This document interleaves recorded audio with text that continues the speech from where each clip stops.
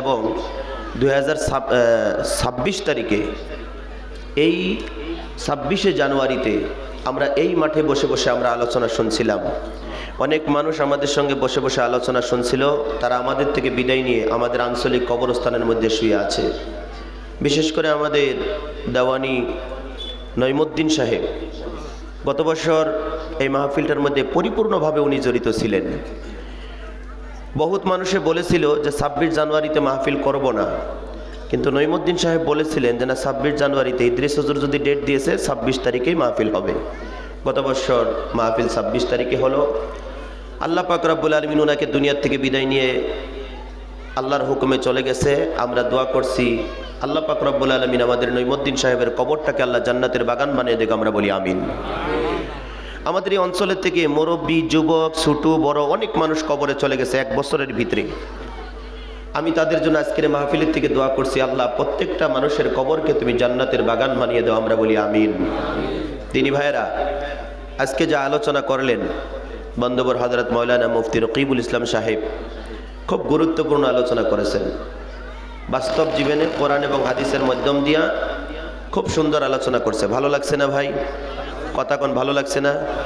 আমাদের এই বৃহত্তর অঞ্চলের মধ্যে নলিগাঁও, ভক্তরডোবা, আমাদের আদি করে এদিকে যতগুলো মাহফিল হয়েছে, মনে হয় প্রত্যেকটা মাহফিলের থেকে আমাদের এই মাহফিলটা, আজকের যেটা বক্তব্য আমাদের মুফতি রকিবুল সাহেব করলেন, আলহামদুলিল্লাহ খুব গুরুত্বপূর্ণ আলোচনা করেছে। ঠিক না ভাই? বক্তার আলোচনা তখনই ভালো হয় যখন কমিটির মন মানসিকতা ভালো হয়, তফিলে ফুটা না থাকে।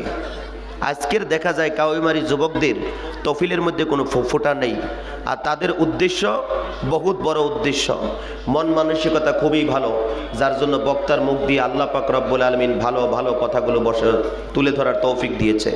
দিনী ভাইয়েরা, আমরা জীবনে অনেক জায়গায় বক্তব্য করতে গিয়েছি, কিন্তু কত কত মাহফিল আমাদের বক্তব্য হয় না। কেন জানেন? হয় বক্তার দোষে, নচেত কমিটির দোষে, নচেত কারো দোষে মোটামুটি বক্তব্য হয় না। আল্লাহ পাক রব্বুল আলামিন আজকের মাহফিলকে মনে হয় কবুল করছে, যার জন্য আমাদের মুফতি সাহেব এত সুন্দর সুন্দর দামি দামি কথা আল্লাহ তার এই গোলামকে বলার তৌফিক দিয়েছে। এখন আসছে আমার পালা, আমার জন্য দোয়া করেন। আমিও আপনাদের দোয়ায় বসেছি। আমার আওয়াজ আমি নিজেই বুঝতেছি না কি বলতেছে, আপনারা কি বুঝতেছেন?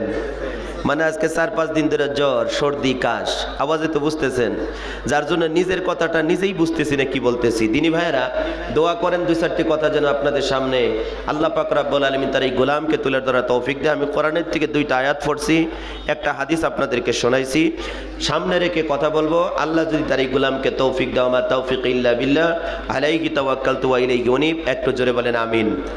হয় না? আর একটু জোরে বলেন আমিন। আপনারা সামনে যে ফাঁকা জায়গাগুলো আছে একটু পুরা করে বসলে খুব খুশি হতাম। আমাদের মুফতি সাহেবও খুব খুশি হবে ইনশাল্লাহ। একটু আসেন সামনে করে, মেহরবানি করে। বাহিরে অনেক লোক দাঁড়িয়ে আছেন, যুবক তোমরা যারা বাহিরে আসো দয়া করে মায়া করে প্যান্ডেলের ভিতরে চলে আসো। আল্লাহ পাক রব্বুল আলামিন তোমাদেরকে আসা বসার তৌফিক দেখ, আমরা বলি আমিন।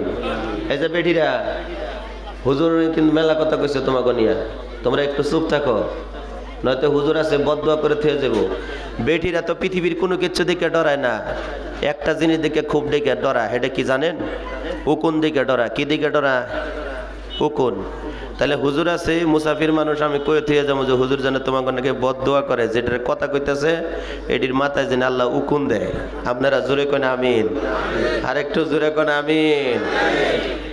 এই মগা, তোমরা যেটি বাইরে ঘুরতেছ, আর মগি যেটি আছে, যেটি বাইরে ঘুরতেছ, দয়া করে প্যান্ডেলের ভিতরে আহ, নয়তো যে আমরা মুফতি হুজুর আছে মুসাফির, হেবাটা যদি বদদোয়া করে না, হারে হারে লাগবো। আপনারা জানেন 3 ব্যক্তির দোয়া কবুল। কয় ব্যক্তির দোয়া?